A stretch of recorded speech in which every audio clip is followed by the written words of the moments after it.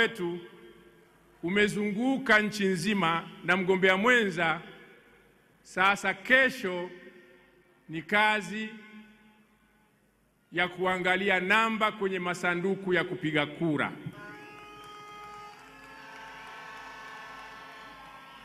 Ni shukuru kamati kuu ya halmashauri kuu kwa ubunifu wa kupanga waratibu, na leo ndiyo siku ya mwisho ya majigambo. Nani ataongoza, nani hataongoza? Leo tunafunga mdomo, tunaenda kutafuta wapiga kura, kwa sababu hatimaye namba ndizo zitakazozungumza kwenye sanduku la kupiga kura. Na sipendi kumkera mratibu wa kanda ya Ziwa na mwenyekiti wake Mzee Smart. Lazima nichomekee mara ya mwisho.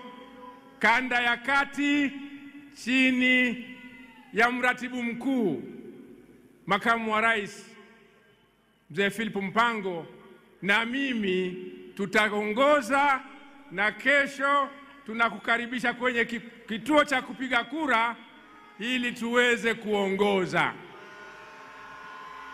Najua mgombea mwenza alishawapiga dongo kama mtani wenu, anasema Wangoni wataongoza kuwazidi Wasukuma. Hiyo kazi namuachia yeye. Sasa niko hapa kujibu swali ambalo tumekuwa tukilijibu katika mikutano kwa miezi miwili iliyopita. Kwa nini Dr. Samia Suluhu Hassan, mgombea wa Chama cha Mapinduzi kwa kiti cha urais, anafaa kuaminiwa na kupewa dhamana tena kuongoza nchi yetu? Na huyu Dr. Samia ni kiongozi wa aina gani? Nianze kujibu swali hilo ambalo tumelijibu kwa miezi miwili, lakini nifanye kazi ya kuhitimisha. Mgombea wa Chama cha Mapinduzi Mheshimiwa Dr. Samia Suluhu Hassan anajipambanua kama kiongozi bora. Na ndugu zangu wa Tanzania na wananchi mlioko hapa, viongozi bora popote kwenye taasisi yoyote, kwenye nchi yoyote, huzaliwa na kuandaliwa. Hizo ndio hatua kubwa mbili wanazozipitia viongozi bora. Kwanza huzaliwa na baadaye huandaliwa. Dr. Samia Suluhu Hassan alizaliwa tarehe 27 Januari mwaka 1960. Na safari ya kuandaliwa kuwa kiongozi ilianzia hapo. Na maandalizi ya viongozi hufanywa na taasisi. Taasisi ya kwanza iliyemwandaa ni familia yake na wazazi wake na jamaa zake waliomzunguka, waliompa malezi na makuzi ili awe salama duniani na awe mtu wa maana katika jamii yake.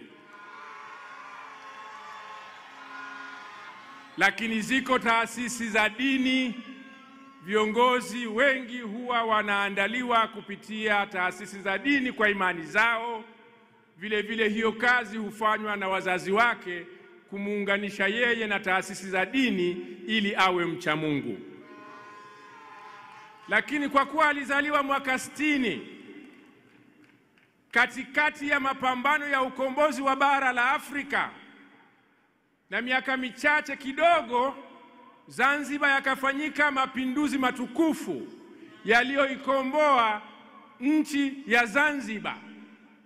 Na mwaka huo uliosababisha mapinduzi ikaundwa nchi mpya katika Afrika inaitwa Jamhuri ya Muungano wa Tanzania. Vile vile uongozi wake uliandaliwa kwanza na Serikali ya Mapinduzi Zanzibar kabla ya muungano, na baada ya muungano ukaandaliwa na Serikali ya Jamhuri ya Muungano wa Tanzania. Na kama mnavyoelewa, vyama vya ukombozi vya Afro-Shirazi na TANU viliunda serikali zilizopewa jukumu ya kujenga taifa. kwa sababu wakati wa ukoloni, wakoloni hawakufanya kazi ya kujenga taifa, walifanya kazi ya kuwakusanya watu kusudi waweze kuwatawala na kuwanyonya. Na kwa hiyo ukifuatilia mtiririko wa elimu yake, alinufaika na sera za vyama vya ukombozi za kuwaandaa Watanzania kujenga taifa lao, na ndiyo maana ukiangalia tangu elimu yake ya awali mpaka ngazi ya vyuo vikuu amesoma katika vyuo vya umma. Baada ya kuhitimu masomo yake, amefanya kazi katika taasisi mbalimbali, taasisi zisizo za kiserikali na taasisi za serikali, na siwezi nikazitaja zote, lakini ziko taasisi karibu 3 au 4 ambazo ningependa kuzitaja kwa sababu nazo pia zimekuwa na mchango wa kumuandaa katika kuwa kiongozi bora. Dr. Samia anaangukia katika kundi la wanaharakati. Amewahi kuwa mtendaji mkuu wa jumuiya ya asasi zisizo za kiraia Angoza kwa takriban miaka 3-4, na ile ilimpa nafasi ya kufanya kazi ndani ya jamii. Amekuwa mlezi wa watu wenye virusi vya ukimwi Zanzibar na kuwa mlezi wao, lakini pia aliingia katika utumishi wa umma kwa muda na baadaye akafanya kazi katika taasisi ya kimataifa ya programu ya chakula chini ya Umoja wa Mataifa inajulikana kama World Food Program kwa miaka kama 6 au 7, kazi ambayo ilimkutanisha na jamii ya watu katika nchi nzima, upande wa Zanzibar na upande wa Tanzania bara. Kisiasa alifanya kazi katika Baraza la Wawakilishi. Kwanza aliingia katika nafasi ya viti maalum na baadaye akateuliwa kuwa waziri katika sekta 2. Sekta ya kwanza ni wizara iliyokuwa inashughulikia masuala ya vijana, watoto na ustawi wa jamii, na baadaye akafanya kazi kwenye sekta ya kiuchumi, hasa maeneo ya utalii.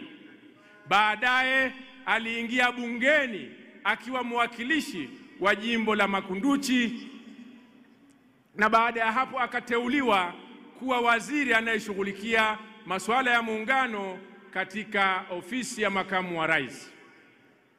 Na tangu alipoingia katika ngazi hizo, kutoka katika serikali ya mapinduzi Zanzibar na Baraza la Wawakilishi, aliingia katika shughuli za uwakilishi katika bunge, lakini pia katika baraza la mawaziri, na hakukoma mpaka alipokuwa mwenyekiti wa bunge la katiba mwaka 2014, zoezi ambalo halikukamilika, lakini hata kama halikukamilika lilikamilika salama na lilisitishwa salama chini ya uongozi wake na viongozi wenzake. Historia ya uongozi wake katika ngazi ya juu kama mwanamke Mtanzania wa kwanza iliandikwa mwaka 2015 alipoteuliwa na chama chake, Chama cha Mapinduzi, na kabla ya hapo amewahi kukaa katika vikao vya juu vya kamati kuu na halmashauri kuu, na kwa sababu ya nafasi zake katika uongozi wa chama ngazi ya taifa aliaminiwa kwa mapendekezo ya hayati Dr. John Pombe Magufuli kuwa mgombea mwenza, na akawa makamu wa rais wa Jamhuri ya Muungano wa Tanzania, mwanamke wa kwanza katika historia ya nchi yetu. Kazi hiyo ilimpa nafasi ya kushughulikia masuala ya mazingira, lakini pia akajikita katika kushughulikia changamoto ya lishe kwa watoto na kazi zingine za kumsaidia rais hayati John Pombe Magufuli. Kwa kazi alizozifanya vizuri katika awamu ya 5, aliaminiwa tena na chama chake pamoja na mgombea urais mwenzake aliyefanya naye kazi miaka 5, marehemu Magufuli, akateuliwa tena kuwa makamu wa rais katika awamu ya 5, kipindi cha pili kipindi ambacho hakikukamilika kwa sababu mnazozifahamu za msiba uliotukuta.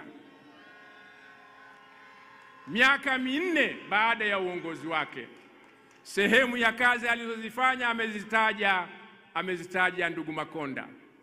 Mimi nataka kutaja vigezo vinavyompambanua kama kiongozi bora, na kwa nini kesho Watanzania wote mliojiandikisha mnatakiwa na mnaombwa kujitokeza kwa wingi sana kumpa tena heshima na dhamana ya kutuongoza kwa miaka 5 ijayo.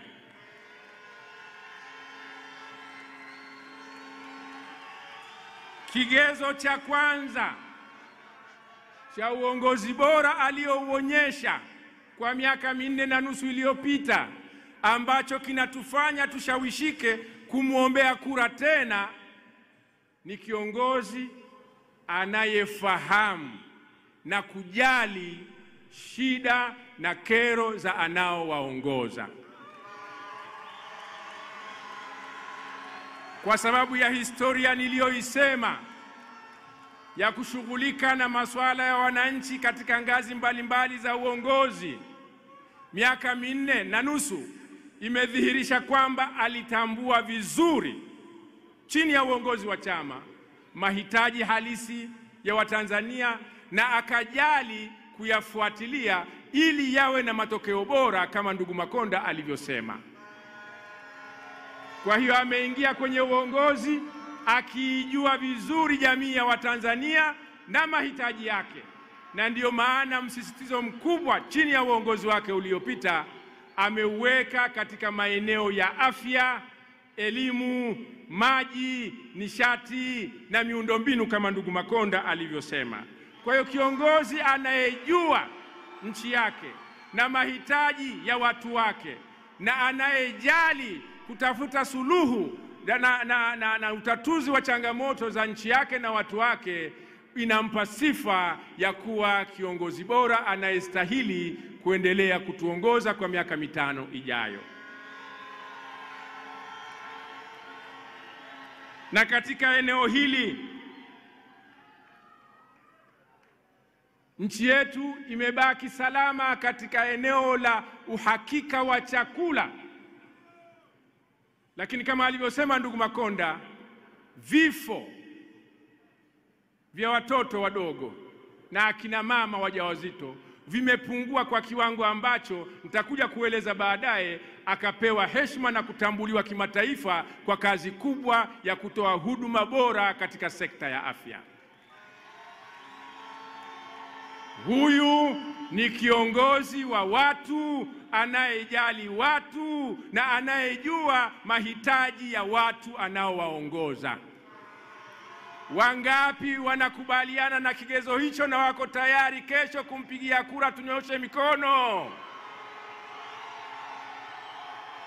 Kigezo cha pili, mgombea wetu wa urais Mheshimiwa Samia ni mchapakazi na mbunifu. Hata namna ambavyo umeongoza mpangilio wa kuendesha kampeni kwa miezi 2 bila kuchoka, bila kulala, ni kithibitisho cha uwezo wako wa ubunifu na uchapakazi katika uongozi wako. Nimesema mara nyingi na narudia hapa, nimekuwa katibu mkuu wa Chama cha Mapinduzi akiwa makamu wa rais, na wengi walioko nyuma yangu walikuwa wajumbe wa kamati kuu. Sijawahi kuona kabla ya kuwa katibu mkuu na baada ya kuwa katibu mkuu maandalizi ya chama kuingia katika uchaguzi na maandalizi ya nchi kuingia katika uchaguzi kwa namna ilivyotokea mwaka huu.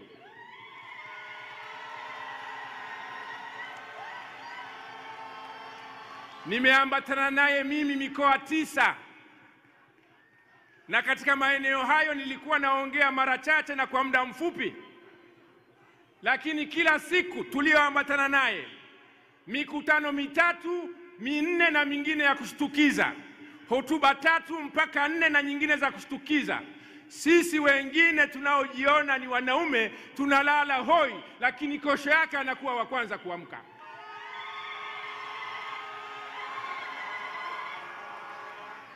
Ni mchapakazi, ana moyo wa kujituma, ana moyo wa kujitolea, na kule tulikokuwa tunaratibu sikumuona yeyote mgombea udiwani au mgombea ubunge akilala kwa sababu uliweka viwango vya uchapakazi ambavyo kila mmoja alikuwa anazingatia kuvifuata.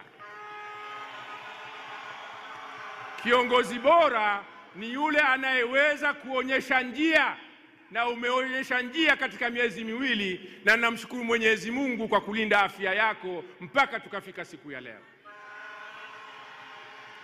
Kwa sifa hiyo ya uchapakazi na ubunifu, huyu ana kila sababu ya kuwaomba mumchague, na sisi tuna kila sababu ya kumnadi kesho apigiwe kura atuongoze ili aendelee kuonyesha njia ya kuchapa kazi katika taifa letu. Kazi na utu! Kazi na utu! Na kwa bahati mbaya, miezi yote miwili alikuwa akieleza kazi za serikali aliyoiongoza na umadhubuti wa chama. Hasingeweza kujisemea yeye na kujisema yeye. Niko hapa mimi kwa muda mchache nimseme na nimsemee sifa na vigezo alivyo navyo vya uongozi bora.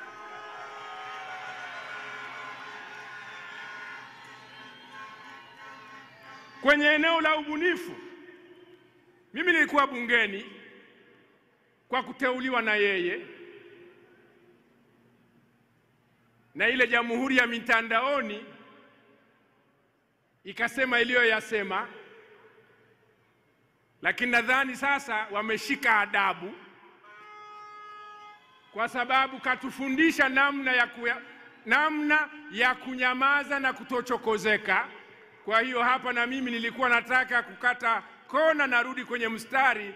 Huyu ndiye kiongozi ambaye tulipokuwa bungeni alileta mpango wa serikali wa namna ya kutumia pesa za mkopo kwa ajili ya kukabiliana na madhara ya kiuchumi na kijamii yaliyotokana na ugonjwa wa korona. Ule mpango uliokuja bungeni sio tu ulikuwa ni wa maana, na waziri mkuu yuko hapa kwa sababu ndiye aliyekuwa anasimamia serikali ndani ya bunge. Hakuna mbunge ambaye hawezi kuthibitisha kwamba mpango ule na matumizi ya pesa ile ulitokana na ubunifu wake wa kiuongozi. Mataifa mengine yalipokea pesa hizo, wakanunua barakoa, wakanunua vitakasa mikono. Yeye akasema korona imesababisha madhara makubwa, na kupambana nayo lazima uende kwenye kiini cha tatizo. Kama huna maji safi na salama, huwezi ukapambana na korona. Akaelekeza pesa kwenye sekta hiyo, na pesa zile ndizo zilizobadilisha sekta ya maji kwa kiwango ambacho hakijawahi kutokea katika nchi yetu. Akasema lazima watu wapate nafasi. Kama tuna nafasi darasani, kwenye vyuo, lazima tupanue nafasi. Yakajengwa madarasa makubwa mengi nchi nzima, na sekta ya elimu ikaanza kuwa na msingi wa kubadilika kutokana na ubunifu huo. Pesa zikaelekezwa kwenye kufungua barabara, kwenye huduma ya afya, na matokeo yake nchi yetu, wale waliotupa hizo pesa kama mkopo, wametusifu kwa ubunifu huo. Na yeye alisimama kidete kwa kusema kama pesa hizo hazitatumika kwa namna ya kukidhi mahitaji yetu, hizo pesa sizipokee. Leo ametujengea heshima kwamba tunaweza kujitawala kwa kuweka vipaumbele vyetu. Hata kama tunakopa au tunasaidiwa, misaada hiyo ielekezwe katika mahitaji halisi ya nchi yetu.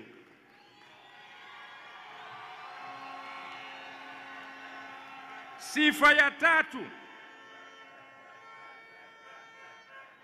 ni mstahimilivu na mtulivu sana.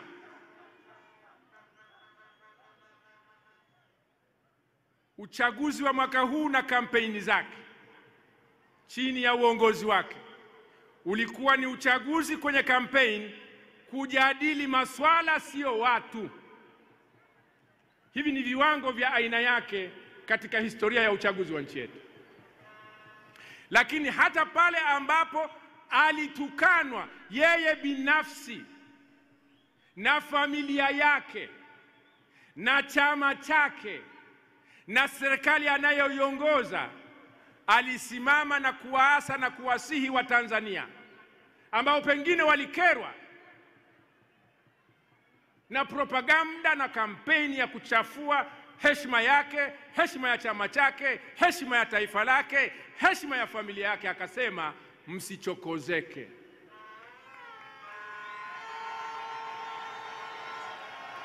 Na kwa maelekezo hayo, nchi nzima wananchi wamesikiliza sera kutoka kwa wagombea, wala hawakusikiliza masuala binafsi ya wagombea au kuanza kuparurana. Hili la utulivu nilishawahi kulisema na naomba nirudie. Rais ni binadamu kama binadamu wengine. Anafurahi, anachukizwa, anasononeka. Lakini kwa nafasi yake, ukipata mtikisiko na presha kubwa, ukashindwa kusimama bila kujibu mapigo au kutoka kwenye mstari, hicho ni kigezo muhimu sana cha kiongozi bora. Kwa namna alivyopokea nchi ikiwa katika matatizo ya korona dunia nzima, vita za kimataifa zilizovuruga uchumi umeanguka, tulihitaji kiongozi mtulivu, na utulivu ule ndio umetuvusha. Uchumi ukaanza kukua na sasa hivi hali imekuwa nzuri kidogo. Utulivu ule ndio ulimfanya awe mbunifu na kuelekeza nguvu za serikali kufufua sekta zilizokuwa zimekufa kama utalii ambao unategemewa sana na uchumi wetu. Kwa hiyo sifa ya ustahimilivu, mtu asiyeyumba, asiyetolewa kwenye mstari kutokana na dhihaka au wakati mwingine dharau, ni sifa muhimu sana ambayo anastahili kuitwa kiongozi bora, na kesho tunaomba mumchague kwa kura nyingi.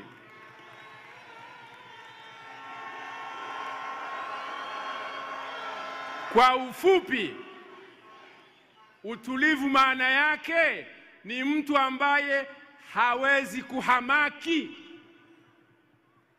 hata kama amechokonolewa au hata kama anakabiliana na hali ngumu. Huyu ni kiongozi ambaye hawezi kuhamaki, na kwa kigezo hicho tunaomba kesho wapiga kura wote wafurike kwenye vituo waweze kumpigia kura aendelee kutuongoza. Sifa ya 4,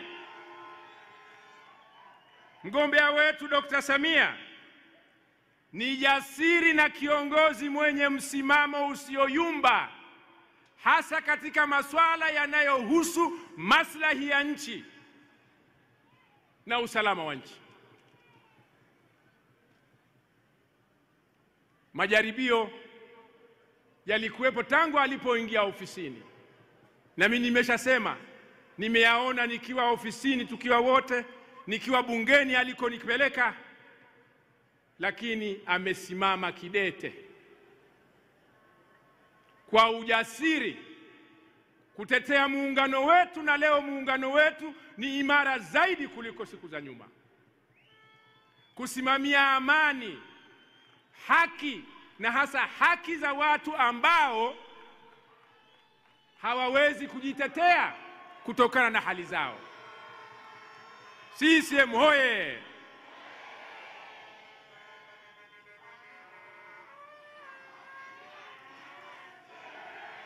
Sifa ya tano, na hizi sifa ninazozisema zimezungumzwa na zimechambuliwa na hata wasanii wameziimba. Mimi ninachokifanya kwa kweli ni kujumuisha, na kwa kweli nimechagua kwa sababu ni zaidi ya hizo ambazo nitazizungumza kwa sababu ya muda. Sifa ya tano ni msimamizi makini wa rasilimali za nchi. Kuna watu ambao mnatakiwa mjue kwamba usimamizi wa rasilimali za nchi unahitaji maarifa zaidi kuliko mabavu, na unahitaji mifumo zaidi na taasisi kuliko watu kuanza kusimamiana kama nyapara. Chini ya uongozi wake amesimamia mifumo ya makusanyo ya kodi na kuzuia uvujaji na uwezekano wa watu kudonoa na kudokoa mali za umma kwa mifumo. Hata utumishi wa umma, usimamizi wake leo, kuna mifumo ya kisasa ya kusimamia utumishi wa umma ili waweze kuwajibika na kutimiza majukumu yao vizuri. Na katika usimamizi pia inahitaji mbinu ya kutoa motisha kwa wale unaowasimamia. Na katika hili watumishi wa umma kwa muda mrefu wamepata motisha ili waweze kusimamia rasilimali za umma vizuri. Kwa hiyo huyu akikabidhiwa tena dhamana, rasilimali za nchi yetu zitakuwa salama, uwezo wa nchi yetu kukusanya mapato utaendelea kuongezeka, na matumizi ya rasilimali za umma yataelekezwa katika maeneo yanayohusu maendeleo ya watu.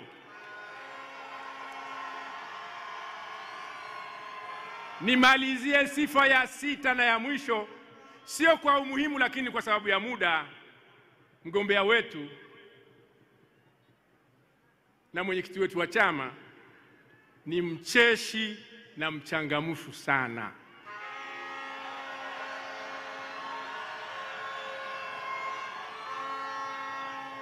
Mimi sijawahi kumuona amekunja uso, na mfano mkubwa ni namna alivyokuza sekta ya utamaduni, michezo na sanaa. Na katika hili wana michezo watakubaliana na mimi, wasanii watakubaliana na mimi, viongozi wa mila watakubaliana na mimi, kwa sababu baada ya kazi raha. Na mimi nichomekee kidogo kwa Mheshimiwa Waziri Mkuu kwamba hongera kwa kuvuka bila magoli kwa Mkapa, lakini sisi tumepata goli la mama wananchi.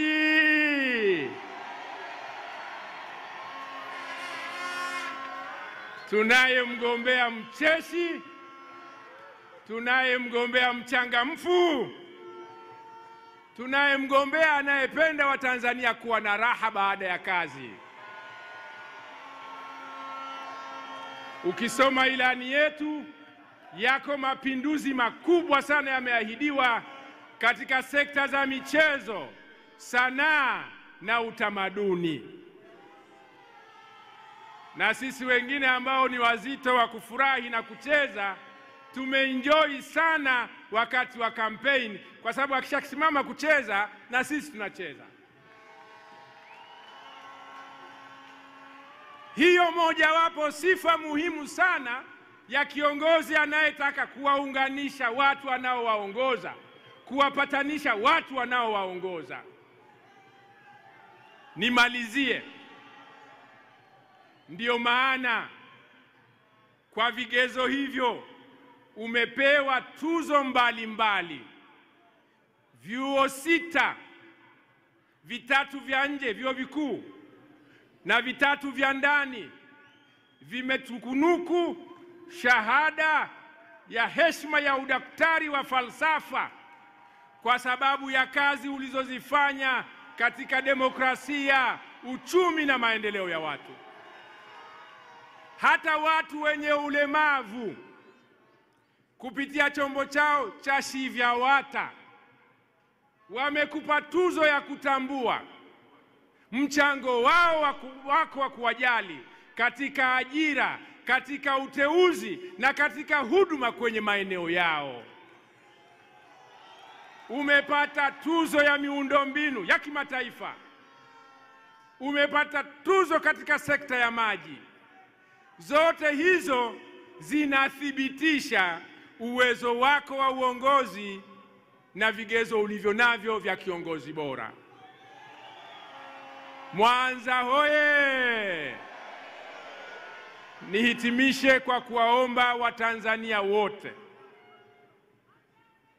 wanaume kwa wanawake, vijana na watu wazima,